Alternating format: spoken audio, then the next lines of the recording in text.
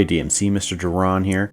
Today we're going to talk about symmetry because we're working on our mandalas, and I just want to go over one of the main concepts, which is that a mandala is something that uses something called radial symmetry. Symmetry, as you might know, is where you have a center line and everything on both sides of the line match exactly.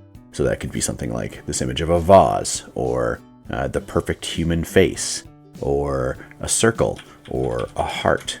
If you have a shape or a symbol that is exactly the same, you can find a line that makes it exactly the same on both sides, then that object is symmetrical. There's lots of things in the world that are symmetrical, like leaves or circles or reflections, but most things that are symmetrical are man-made, like a stop sign or a television. We want those things to be symmetrical because it's more pleasing to the human eye. We like to see order, we like to see regularity, we like to see pattern.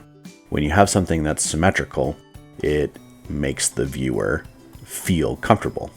Something that's asymmetrical can make them feel uncomfortable or odd. So in Photoshop here, I've got a special tool right at the top of the brush tool settings. You see a little butterfly.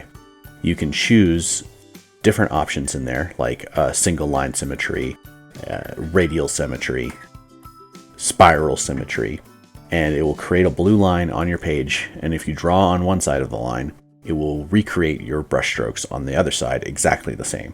So I can very easily get a symmetrical heart or symmetrical bug, or I could make a face.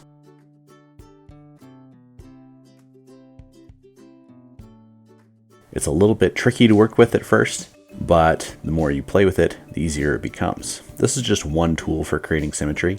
You could fold your paper in half and trace it. You could flip your image over and trace it. You could use a window. You could just guesstimate. You could measure. You could use a ruler. You could do lots of different things to make sure that your project comes out as symmetrical as possible. This is just one tool that I found that was kind of cool.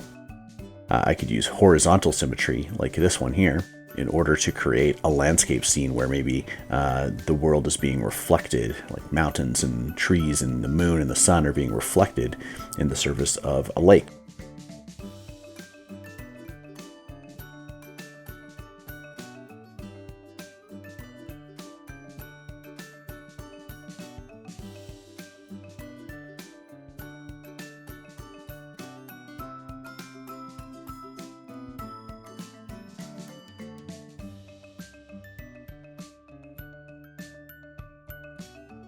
Another option that we have is this cross symmetry.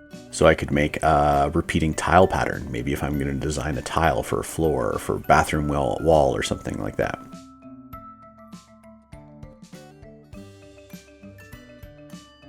You might notice here that my brush stroke is appearing a little bit slower than you can see my cursor moving around. And that is because this amount of work for the computer is really demanding. It's got to think really hard, and I can guarantee you that by the end of this video, my computer will start being a little bit hot, just because it's working so hard to keep up with my drawing. If you don't have a super powerful computer or a fresh iPad, this might be something that takes you a little while because the computer program has really got to think about what it's doing. There are, of course, ways to do this, like we showed in the video yesterday.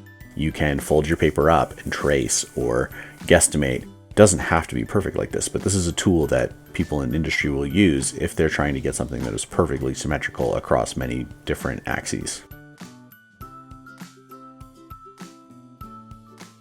If you have access to the tools like Photoshop or Procreate or something like that with the radial tool, you could use it to create your mandala. You could use it to play around and have lots of fun. It's really quite entertaining and soothing to create a pattern with this tool. I encourage you to try it out if it's available for you. If not, then use techniques we've already seen in order to create your mandala for our next activity, which is going to be adding color and variation to them using different color schemes.